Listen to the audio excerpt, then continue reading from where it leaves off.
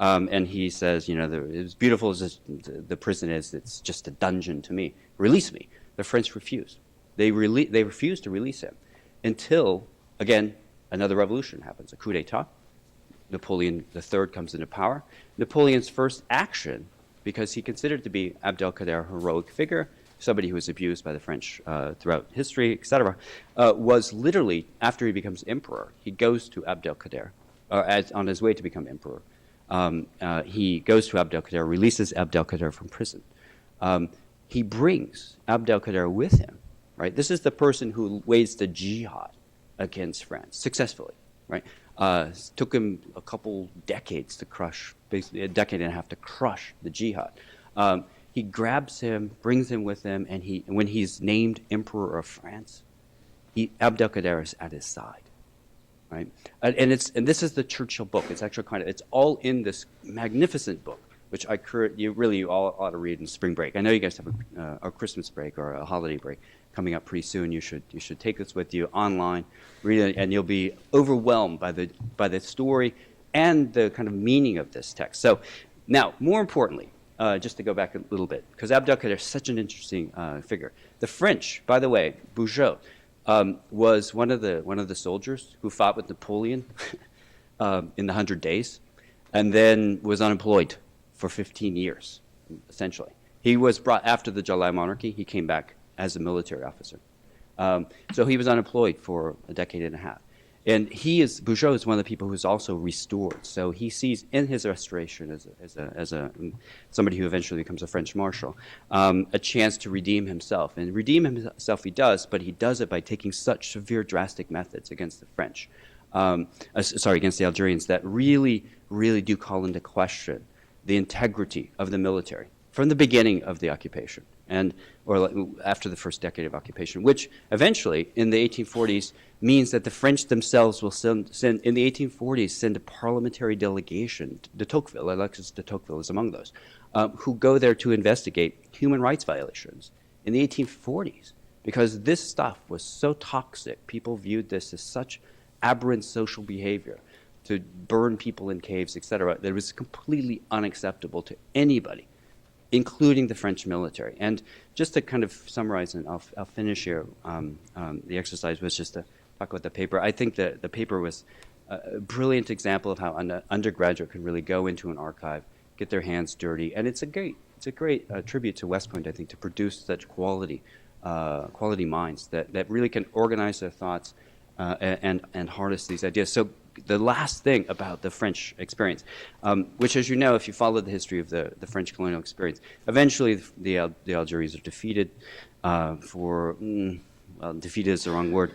There's an uneasy peace after Abdelkader was captured. He was only captured, incidentally, after he went over the border of Morocco, and he kept striking from the other side of the border, and the French then threatened, in fact, did attack Morocco briefly, threatened that if the Moroccan Sultan doesn't help them capture him, they're just going to take Morocco too, which they probably would have done. And this is, eventually he's caged by both Moroccans, which then starts a very long and twisted history with Morocco. As you can imagine, for a long time, Morocco and Algeria had conflicts, and it kind of originates with this particular event when the Moroccan Sultan helps capture Abdelkader, which is, again, told in the Thackeray poem very beautifully. Now, eventually, the French military, as you know, begins another campaign in 1954 when the FLN makes its move and tries to announce itself as one of the leading nationalist movements, and in fact does become the leading nationalist movement.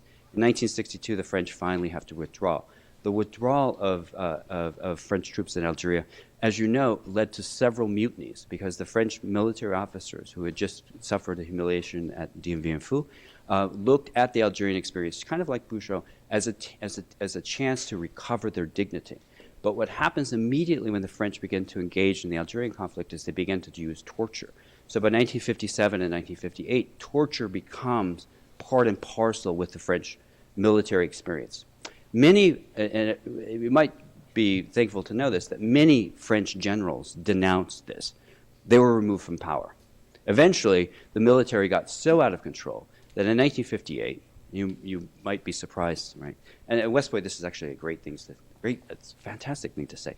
The French military in 1958 were so sick of the ebb and flow of the politics and the regimes in Paris and the instability, particularly, that they threatened to attack Paris in 1958. If de Gaulle wasn't put in power, they were going to take Paris. And in fact, the troops were on the way.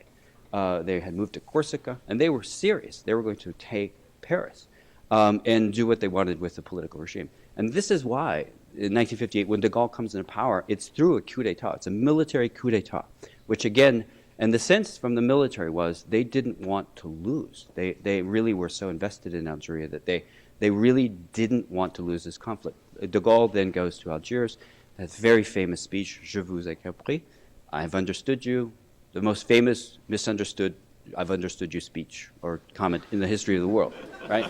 Literally, nobody understood what he said. Well, the French settlers said, well, okay, I understood you, you're on my side. The Algerians understood, well, this guy's on our side. The French military understood him, that he's on. 2 years later, they realized, everybody kind of realized what the game was up. And the French officers began to mutiny. It took 2 or 3 major efforts on the part of de Gaulle to go on national television to ask his troops to stay with him because they were constantly trying to overthrow him because he was moving towards the eventual kind of liberation of Algeria. So I would argue, just to going back to the original quote in the paper and the excellent chance to talk about this, is you have to go back to that 1835 quote, right? It's war badly made. It was always war badly made. The problem in this sense is it never got better, right? It only gets worse, even though they're actually seeing victory. They're able to defeat Abdelkader. They're not able to stop the nationalist movement. And if there's a lesson in the Algerian story, it's kind of that, I think. But thanks again for the opportunity to talk to you. I've really enjoyed it, and it's an excellent, excellent paper. So.